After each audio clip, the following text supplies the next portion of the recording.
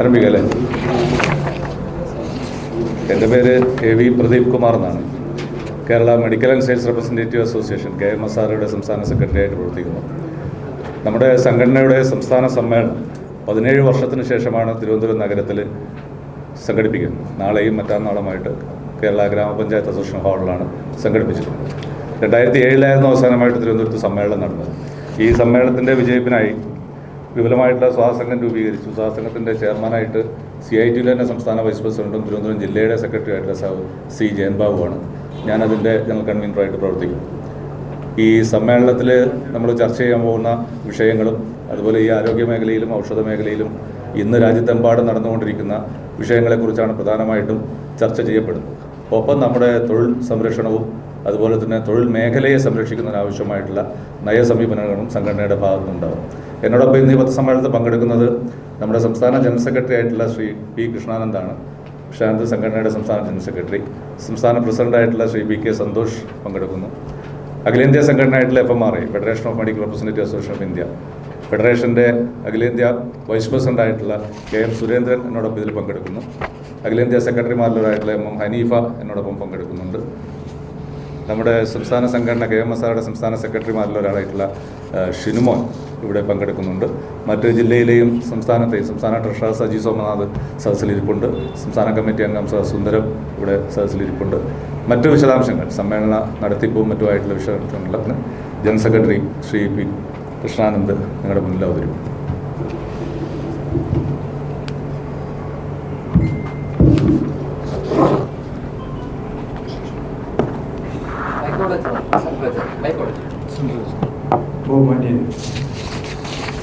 KMSRയുടെ 51ാം സംസ്ഥാന സമ്മേളനം ഉദ്ഘാടനം ചെയ്യുന്നത് CITയുടെ ജനറൽ സെക്രട്ടറി വിളംബരം കരീമാണ്.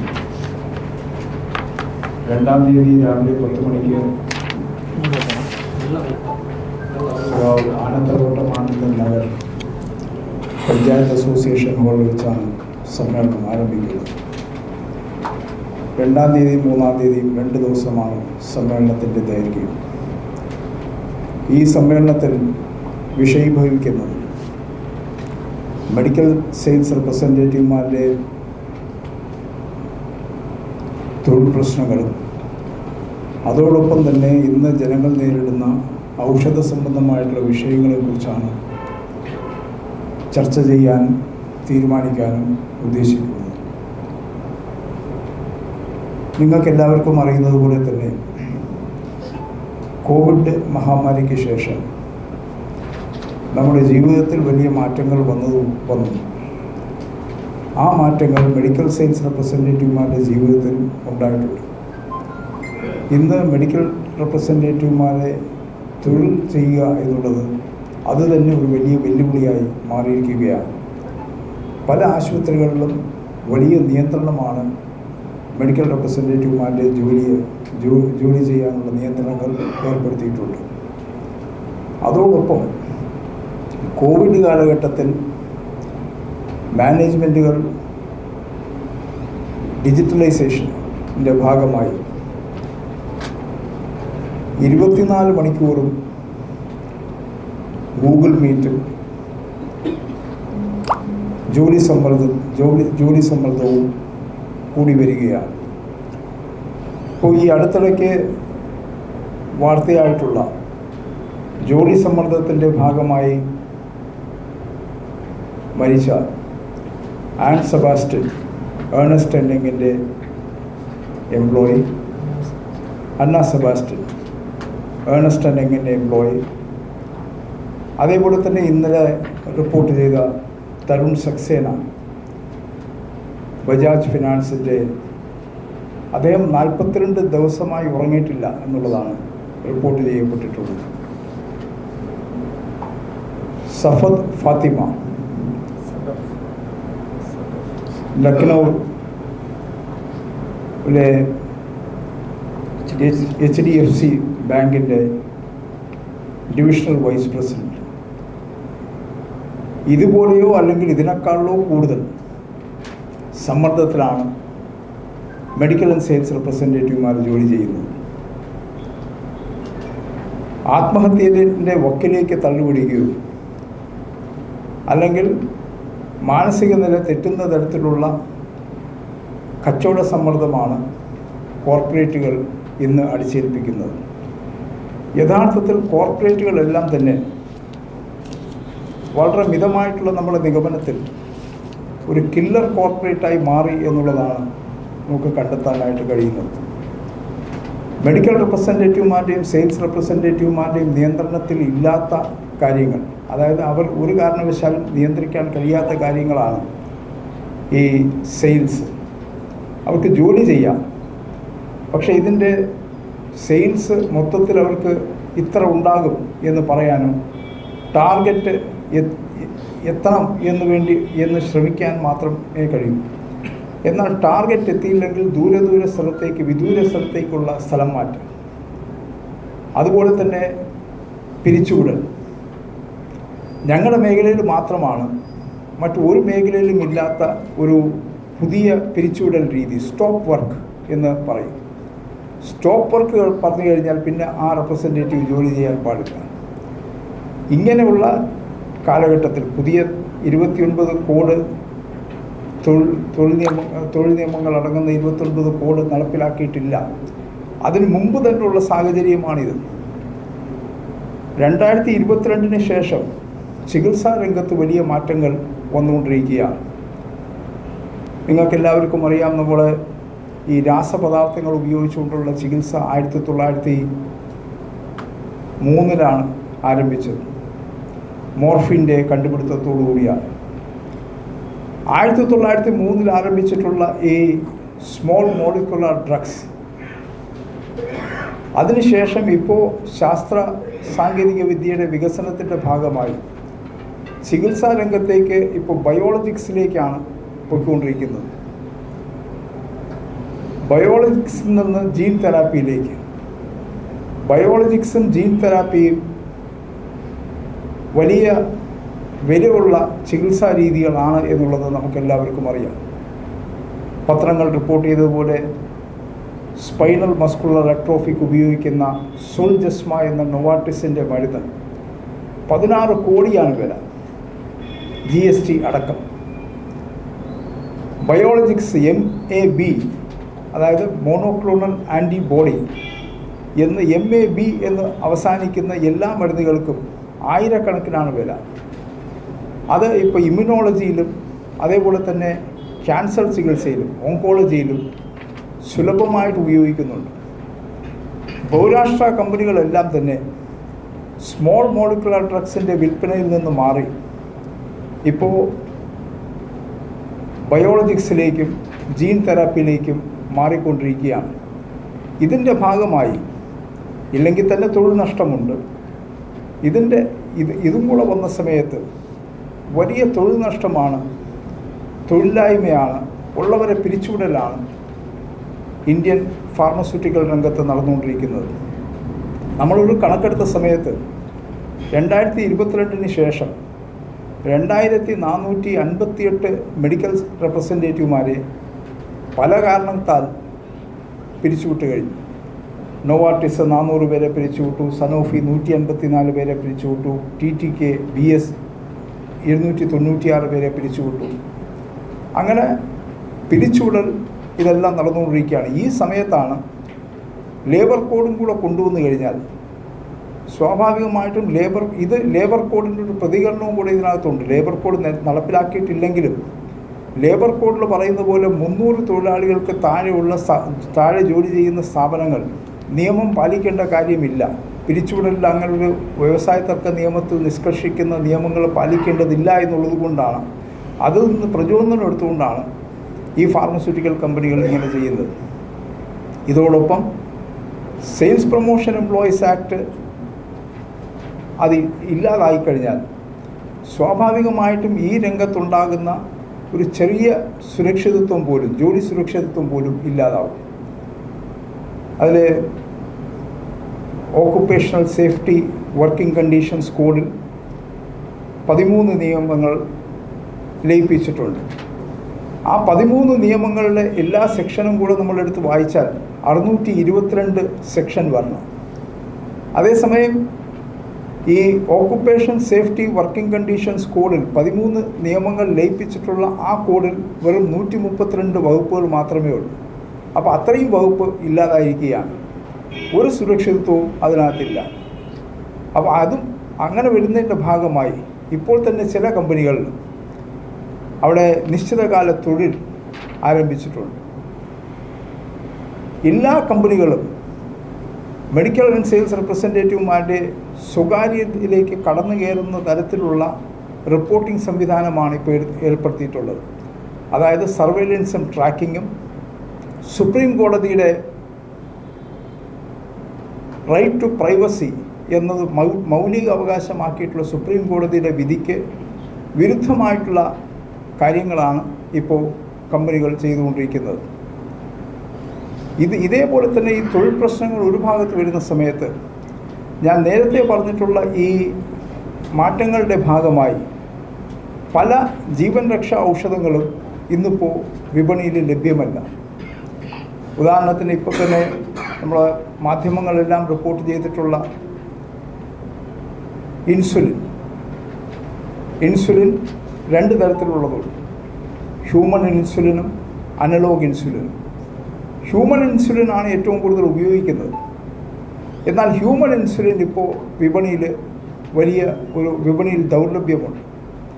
ഇതുണ്ടാകുന്നത് ഈ മാറ്റങ്ങളുടെ ഭാഗമായിട്ടാണ് ഉണ്ടാകുന്നത്. അതുകൊണ്ട് ഞങ്ങളുടെ സംഘടന ആവശ്യപ്പെടുന്ന ഒരു പ്രധാനപ്പെട്ട വിഷയം പൊതുമേഖലാ ഔഷധ കമ്പനികളെ പുനരുദ്ധരിക്കണം. GST എന്നുള്ളത് ഔഷധങ്ങളുടെ പുറത്ത് അടിച്ചേൽപ്പിച്ചിട്ടുള്ള GST 0% മുതൽ ഏതാണ്ട് 18% വരെ ഉണ്ട്. അത് പരിപൂർണമായിട്ട് ഒഴിവാക്കണം. നമുക്ക് മനസ്സിലാക്കാൻ പറ്റാത്തൊരു കാര്യം എന്തെന്ന് വെച്ചാൽ ചില ജീവൻ രക്ഷാ ഔഷധങ്ങൾ മെറപ്പണം പോലെയുള്ള ജീവൻ രക്ഷാ ഇഞ്ചക്ഷനുകൾക്ക് 12% GST ഏർപ്പെടുത്തിയിട്ടുണ്ട്. എന്നാൽ ഗർഭനിരോധന ഗുളികൾക്ക് GST ഇല്ല. ഇതിൻ്റെ യുക്തി എന്താണ് എന്നുള്ളത് നമ്മൾ എത്ര ആലോചിച്ചിട്ട് മനസ്സിലാവുന്നില്ല. ഇത് കേന്ദ്ര സർക്കാരിൻ്റെ നയം ഇതാണോ എന്നുവരെ നമ്മൾ സംശയിക്കുന്ന തരത്തിലുള്ള ഒരു കാര്യങ്ങളാണ് നടന്നുകൊണ്ടിരിക്കുന്നത്. ഇതോടൊപ്പം തന്നെ നമ്മുടെ ഈ ഔഷധങ്ങളുടെ വില 2013 ശേഷം നയത്തിൽ തന്നെ ഒരു വലിയ മാറ്റം വരുത്തി. അന്ന് വരെ ഔഷധങ്ങളുടെ വിലയെല്ലാം തന്നെ നമ്മൾ തീരുമാനിച്ചിരുന്നത് ഉൽപ്പാദന ചെലവിൻ്റെ അടിസ്ഥാനത്തിലായിരുന്നു. 2013 അതായത് 15 മെയ് 2013 ഡ്രഗ് പോളിസി ഇറക്കി. ആ ഡ്രഗ് പോളിസിയിൽ പറയുന്ന സംഭവം ഇതാണ്: the simple average of all the brands of medicines having a market share on the basis of moving annual turnover more than and equal to 1% of the total market turnover of that medicine. 1% മുകളിൽ market share ഉള്ള എല്ലാ മരുന്നുകളുടെയും ഒരു average ആയിരിക്കും അതിൻ്റെ minimum വില. അങ്ങനെ വരുമ്പോൾ യഥാർത്ഥത്തിൽ മരുന്നുകളുടെ വില ഈ NLEM എന്ന് പറയുന്ന നാഷണൽ ലിസ്റ്റ് ഓഫ് എസെൻഷ്യൽ മെഡിസിൻസിൽ പെടുത്തിയിട്ടുള്ള മരുന്നുകളുടെ വില പോലും വർദ്ധിക്കുകയാണ്, അഥവാ വർദ്ധിപ്പിക്കാനായിട്ടുള്ള അനുവാദം കൊടുക്കുകയാണ്. 2022 10.67% വർദ്ധിപ്പിക്കാനായിട്ട് അനുമതി കൊടുത്തു. 2023 12.67% വർദ്ധിപ്പിക്കാനായിട്ട് അനുവാദം കൊടുത്തു. അതിൻ്റെ അനുവാദം കൊടുത്തതിൻ്റെ കാരണമാണ് രസകരം. അതിൽ പറഞ്ഞിരിക്കുന്നത് ഹോൾസെയിൽ പ്രൈസ് ഇൻഡെക്സിൻ്റെ വർദ്ധിച്ചു എന്നുള്ളത് കൊണ്ടാണ് ഇതിൻ്റെ ഔഷധങ്ങളുടെ NLEMൽ പെട്ടിട്ടുള്ള മരുന്നുകളുടെ വില കൂട്ടാനായിട്ട് അനുവാദം കൊടുത്തിട്ടുള്ളത്. യഥാർത്ഥത്തിൽ ചെയ്യേണ്ട ഒരു കാര്യമെന്ന് പറയുന്നത് ആ ഔഷധങ്ങൾ നിർമ്മിക്കാൻ എത്ര ചിലവായി, അതിൻ്റെ അടിസ്ഥാനത്തിലല്ലേ ഔഷധങ്ങളുടെ വില തീരുമാനിക്കേണ്ടത്. KMSRയും FMRയും ഞങ്ങൾ അഖിലേന്ത്യാ സംഘടനയും ആവശ്യപ്പെടുന്നത് ഔഷധങ്ങളുടെ വില എപ്പോഴും അതിൻ്റെ നിർമ്മാണ ചെലവിൻ്റെ അടിസ്ഥാനത്തിൽ, മാനുഫാക്ചറിങ് കോസ്റ്റിൻ്റെ അടിസ്ഥാനത്തിലാവണം എന്നാണ്.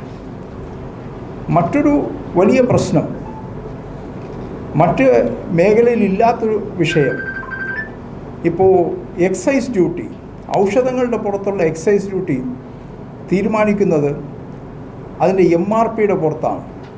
സാധാരണ അതിൻ്റെ മാനുഫാക്ചറിങ് കോസ്റ്റിൻ്റെ പുറത്താണ് എക്സൈസ് ഡ്യൂട്ടി തീരുമാനിക്കേണ്ടത്. അപ്പോൾ ആ രീതിയിൽ ഔഷധങ്ങളുടെ വില കൃത്രിമമായി വർദ്ധിപ്പിക്കുക, ഇത് സ്വാഭാവികമായിട്ടും ജനങ്ങളെ പ്രതികൂലമായി ബാധിക്കും. അതിനകത്ത് ജോലി ചെയ്യുന്ന മെഡിക്കൽ റെപ്രസെൻറ്റേറ്റീവുമാരെയും പ്രതികൂലമായി ബാധിക്കും. ഈ വിഷയങ്ങളൊക്കെ തന്നെയാണ് നമ്മുടെ സമ്മേളനത്തിൽ ചർച്ച ചെയ്യുന്നത്. ഈ സമ്മേളനത്തിൽ ചർച്ച ചെയ്യുന്ന ഈ വിഷയങ്ങൾ സമൂഹത്തിനെ ബാധിക്കുന്നതായതുകൊണ്ട് പത്ര ദൃശ്യ മാധ്യമ സുഹൃത്തുക്കൾ പരമാവധി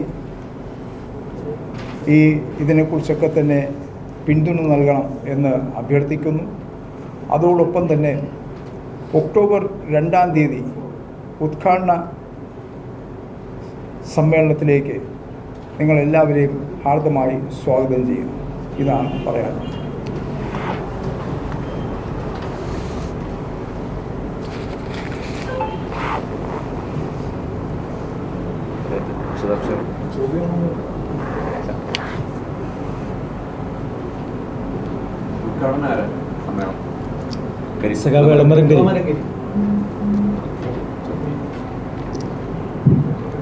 ഇതിൽ ഞങ്ങൾ സെയിൽസ് പ്രൊമോഷൻ എംപ്ലോയീസാണ്. ഈ സെയിൽസ് പ്രൊമോഷൻ എംപ്ലോയീസ് അനുഭവിച്ചുകൊണ്ടിരിക്കുന്ന തൊഴിൽ സമ്മർദ്ദത്തെക്കുറിച്ച് ഒരുപക്ഷെ പൊതുസമൂഹത്തിന് വലിയ രീതിയിൽ അറിയാനിടയില്ല. രാജ്യത്ത് സംഘടിത മേഖല ചുരുങ്ങി വരികയാണ് നമുക്കറിയാം. അതായത് PF ESIയും ആനുകൂല്യങ്ങളുള്ള സംഘടിത മേഖല.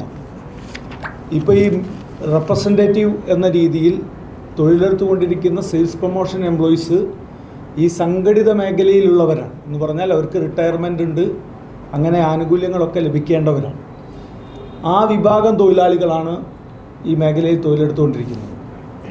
അപ്പോഴാണ് നമ്മൾ മാധ്യമങ്ങളും സമൂഹവും യഥേഷ്ടം ഇപ്പോൾ ചർച്ച ചെയ്തുകൊണ്ടിരിക്കുന്ന അന്ന സെബാസ്റ്റ്യൻ്റെ ഒരു മരണം നമ്മൾ സമൂഹത്തിലേറെ ചർച്ച ചെയ്യപ്പെടുന്നു. ഇതുമായി കൂട്ടി വായിക്കേണ്ടത് ഇൻഫോസിസിൻ്റെ ചെയർമാൻ തൊട്ടു മുമ്പേ പറഞ്ഞു വായെടുത്തിട്ടില്ല, തൊഴിലാളികൾ 70 മണിക്കൂർ തൊഴിലെടുക്കണം എന്ന് പറഞ്ഞ് എങ്കിൽ മാത്രമേ മുന്നോട്ട് പോകാൻ കഴിയൂ എന്ന സാഹചര്യത്തിലാണ് 24 മണിക്കൂറും പണിയെടുത്ത് സ്വന്തം ആരോഗ്യം ക്ഷയിച്ച് കുഴഞ്ഞു വീണ് മരിക്കുന്ന രീതിയിലേക്ക് ജീവനക്കാരെത്തിപ്പെടുന്ന അനുഭവം നമ്മുടെ മുന്നിലുള്ളത്. മെഡിക്കൽ റെപ്രസെൻറ്റേറ്റീവുമാരും ഈ അനുഭവത്തിലൂടെയാണ് കടന്നു പോകുന്നത്. അവിടെ എന്തുകൊണ്ടാണ് അങ്ങനെ മരണം സംഭവിക്കാത്തതെന്ന് വെച്ചാൽ അവിടെ ഒരു കമ്പനിയിൽ നിന്ന് ഇത്തരം സമ്മർദ്ദം വരുമ്പോഴേക്ക് സ്വന്തം ജീവൻ രക്ഷിക്കാൻ വേണ്ടി കമ്പനികളുടെ എണ്ണം കൂടുതലായതുകൊണ്ട് അങ്ങോട്ട് മാറിപ്പോവുകയാണ്. ഇടയ്ക്ക് ഈ സമ്മർദ്ദത്താൽ ആക്സിഡൻറ്റിൽ മരണപ്പെടുന്നവരുടെ എണ്ണം ഈയിടെയായിട്ട് കൂടിക്കൂടി വരികയും ചെയ്യാം. നേരത്തെ ജനറൽ സെക്രട്ടറി സൂചിപ്പിച്ചു, കോവിഡ് കാലത്തിന് ശേഷം ഈ സമ്മർദ്ദം ഏറെ വരികയാണ്. ഇപ്പോൾ റെപ്രസെൻറ്റേറ്റീവുമാരെ സംബന്ധിച്ചിടത്തോളം നമുക്കെല്ലാവർക്കും അറിയുന്ന പോലെ, സമൂഹത്തിന് അറിയുന്ന പോലെ ടാർജറ്റ് എത്തിക്കണം എന്നാണ് പറയുക. ഈ ടാർജറ്റ് എത്തിക്കണം എന്ന് പറയുന്നത് റെപ്രസെൻറ്റേറ്റീവുമാരുടെ മാത്രം ജോലിയാണ് എന്നുള്ള രീതിയിലേക്ക് കമ്പനികളും പറയാം. ഞങ്ങളുടെ ഒരു വാദം, നമുക്ക് സമൂഹത്തിൽ അറിയാവുന്നത്, നമ്മളൊരു കച്ചവടം ചെയ്യുന്ന സമയത്ത് നമുക്കറിയാം കച്ചവടം ചെയ്യാനുള്ളൊരു മാർക്കറ്റ് വേണം, അല്ലേ? ആ മാർക്കറ്റിലേ നമുക്ക് കച്ചവടം ചെയ്യാൻ പറ്റും.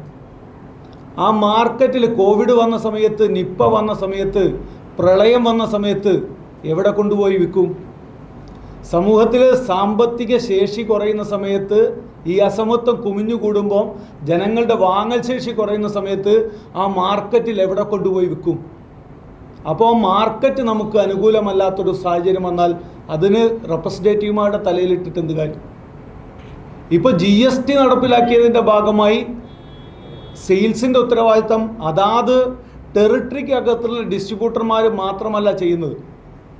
സംസ്ഥാനത്തിൻ്റെ വിവിധ ഭാഗങ്ങളിൽ നിന്ന് ഈ ടെറിട്ടറിയിലേക്ക് കച്ചവടം വരികയാണ്. അതിൻ്റെ ഉത്തരവാദിത്വവും മെഡിക്കൽ റെപ്രസെൻറ്റേറ്റീവിൻ്റെ പേരിൽ കെട്ടിവെച്ചുകൊണ്ട് സമ്മർദ്ദം ചെലുത്തുക. ഈ സമ്മർദ്ദം ചെലുത്താൻ ഇവിടെ വരുന്ന മാനേജർമാർ മാത്രമല്ല, കോവിഡ് കാലത്തിന് ശേഷം ഇപ്പോൾ ഒരു ഓൺലൈൻ മീറ്റിംഗ് എന്ന സംവിധാനം ഉള്ളതുകൊണ്ട് ആവശ്യപ്പെടുന്ന സമയത്ത് ഓൺലൈൻ മീറ്റിംഗ് വിളിക്കുക. കമ്പനിയുടെ ഇമ്മീഡിയറ്റ് മാനേജർ മാത്രമല്ലാതെ അഖിലേന്ത്യാ തലത്തിൽ വൈസ് പ്രസിഡന്റ് മുതൽ ഉള്ള ചെയർമാൻ മുതലുള്ള ആളുകൾ ആ മീറ്റിങ്ങിലേക്ക് പങ്കെടുത്തുകൊണ്ട് ഇൻഡിവിജ്വലായിട്ടും കൂട്ടമായും വിളിച്ചുകൊണ്ട് ഹറാസ് ചെയ്യുന്ന സാഹചര്യം ഉണ്ടാക്കുക. ഈ സാഹചര്യത്തിലൂടെയാണ് മെഡിക്കൽ റെപ്രസെൻറ്റേറ്റീവ്മാർ പോകുന്നത്. നമ്മളൊക്കെ സ്വതന്ത്രമായി വർക്ക് ചെയ്യുന്ന സാഹചര്യത്തെ ഇന്നില്ലാത്ത രീതിയിലാക്കി ഞങ്ങളുടെ കയ്യിലേക്കൊക്കെ ഇതുപോലുള്ള ഒരു ഗാഡ്ജറ്റ് തന്ന് ഇതേതു വഴിയെല്ലാമാണ് പോകുന്നത് എന്ന് കമ്പനികൾ അവിടുന്ന് നിരീക്ഷിച്ചുകൊണ്ടിരിക്കുക 24 മണിക്കൂറും. അത്തരത്തിലുള്ളൊരു സാഹചര്യം തൊഴിൽ സമ്മർദ്ദത്തിലൂടെ മെഡിക്കൽ ആൻഡ് സെയിൽസ് റെപ്രസെൻറ്റേറ്റീവ് പോയിക്കൊണ്ടിരിക്കുന്നുണ്ട്. ആ സാഹചര്യം ഈ തൊഴിലിടത്തിൽ ഉണ്ടാകുന്ന മാറ്റമാണ്. ഇതൊക്കെ ഉണ്ടാകുന്നതോടൊപ്പം തന്നെ നേരത്തെ സൂചിപ്പിച്ച പോലെ ആരോഗ്യ മേഖലയിൽ ഔഷധങ്ങൾ വെച്ച് ചൂഷണം ചെയ്യുന്ന ഒരു സാഹചര്യം നിൽക്കുന്നു. അതിനെതിരെ പൊതുജനങ്ങൾക്ക് വേണ്ടിയുള്ള പോരാട്ടവും നമ്മൾ ഉയർത്തിക്കൊണ്ടുവരുന്നുണ്ട് എന്ന് നിങ്ങളുടെ ശ്രദ്ധയിലേക്ക് കൊണ്ടുവരികയാണ്. അതുകൊണ്ട് അതിനെ ഒന്ന് പ്രാധാന്യത്തോടെ കാണണമെന്ന് അഭ്യർത്ഥിക്കുക.